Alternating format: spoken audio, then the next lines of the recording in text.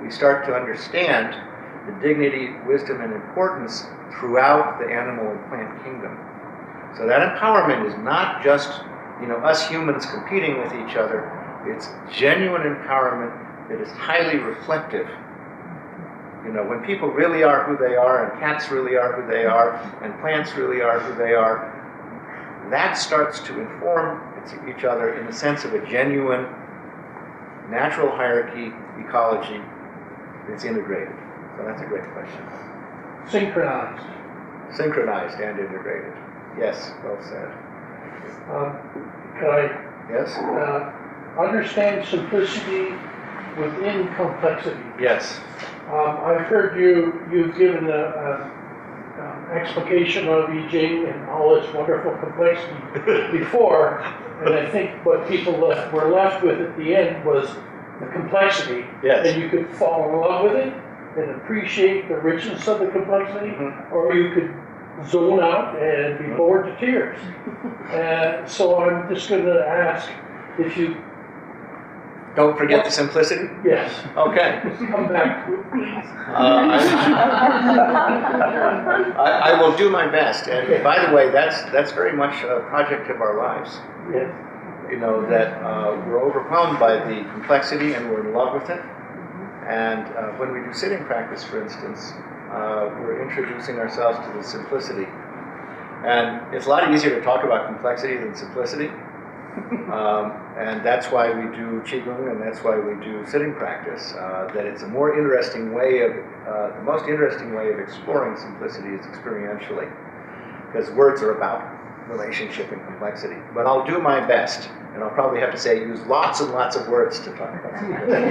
There's no help for it. So what is it that we're joining within, when we join heaven and earth? What is it we're bringing together or integrating? We're integrating heaven and earth. That's the basic principle of the I Ching. The first two hexagrams of the I Ching are all yang lines, solid lines, and all yin lines, flexible lines, referring to the father lineage and the mother lineage. I refer to them as lineages because they move from complete profundity into manifestation. In other words, there's a process, there's a flow that these hexagrams describe. It's not just a thing like heaven, but as you'll see, it's going to talk about how heaven forms clouds, rain, manifests as beings, and those beings are empowered and have a path based on how that works. So it has this sense of coming down or coming up in the case of earth. In short, the father lineage represents the unconditional strength and potency that arises as the life force of beings. So you could say it's just a coincidence of that glint in your mother and father's eye, right? That there was just some little thing that happened, and a whole chain reaction that came out of that, and that chain reaction is our life, and understanding how that profundity blooms, and staying connected to that level of awake that just happened in a fraction of a second is the heaven principle.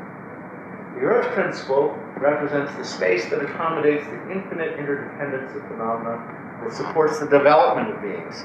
So that little spark in someone's eye had to be nurtured and fed and clothed and all of that, and that happened through this tremendous web of interdependence. When you eat a piece of sushi, the rice came from Japan and the fish came from the Atlantic, and there was someone who cut their thumb when they were making the sushi, and that's in there. And it's beyond concept, the interrelationship in a simple piece of sushi, much less a person's life. And the last two hexagrams of the I Ching are about completely having integrated. But it's not an end point. It's just a description of something that's in an endless cycle of coming together and falling apart. But Yijing, full integration, is alternating. You see, the heaven and earth have interpenetrated here, right? And there's alternating firm and flexible lines representing a high degree of integration, natural hierarchy. And its partner there, Yijing, represents the instability of those systems, how they always, as soon as you get something put together, it starts to fall apart. That's the nature of the relative world. But there's a whole journey between heaven and earth and a world that's highly integrated and communicative with natural hierarchy. And that is the journey of the I Ching in short. Now I'm going to go through quite briefly, not long enough for you to think about it a lot, but long enough for you to taste the flavor of it, the journey of the mother and father lineage, and this is the translation. And it says, the father lineage, profoundly unfathomable, radiating brilliance, just, fitting, and timely, powerful and fruitful. So those of you who are Shambhala people will recognize profound, brilliant, just, and powerful in those, yes. So that's the translation from the original? Chinese, from Chinese, yes. Okay. And those are the... And those are the characters, yeah, well, I can show you. And interestingly, the mother lineage has the same characters, but especially the power is that of a mare, and we'll talk about that, a female horse. The warrior's path begins in delusion and leads to nobility, so that's the process of development. And in the Southwest, and I'll explain why, is the immature rely on external support, and when you're mature, you go beyond dualistic support and you can actually understand things directly. I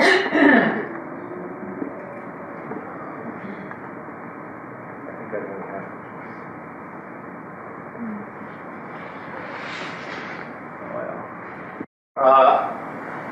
it. These qualities, these two final hexagrams, almost the entire meaning of the I Ching is in these first two hexagrams. So the first part is profundity, that both of them, the web of interrelationship and the way things arise in the present moment, go beyond inspection. You can't understand them with your conceptual mind. They're too vast or they're too immediate.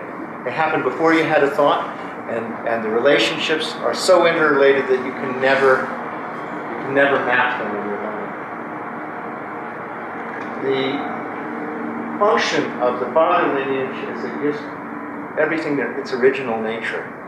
You come into being as a aardvark or as a human, right? That happens because of that accident before thought. And at the same time, it empowers the birth, the mother lineage, empowers the birth and supports the livelihood of beings.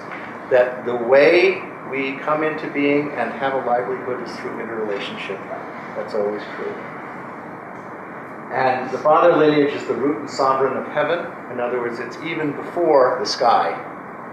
And the mother lineage follows and supports heaven, which the idea is that relationship always is in resonance with this yang principle of the present moment, as opposed to the other way around, that things are always arising out of unconditionality. It's not particularly a matter of sexual politics, like one is better than the other, but there's a natural way of following, that you have a perception of something, and then you have a way of understanding how it comes together. So first you see, and then you know. And that's those two things. It's not like one is better than the other, but if the order gets mixed up, it gets confusing. So how do things emerge into the world? The metaphor used is the clouds emerge in the sky, right? And bestow rain, and likewise the myriad classes of beings flow into form. So in the great sky, clouds come, rain falls. In the same way, there's this constant upsurge of circumstance and life out of before thought, all the time.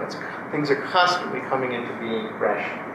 And again, the mother lineage gives substance to that, because those are just genotypes, right? They don't have any, it's like DNA, right?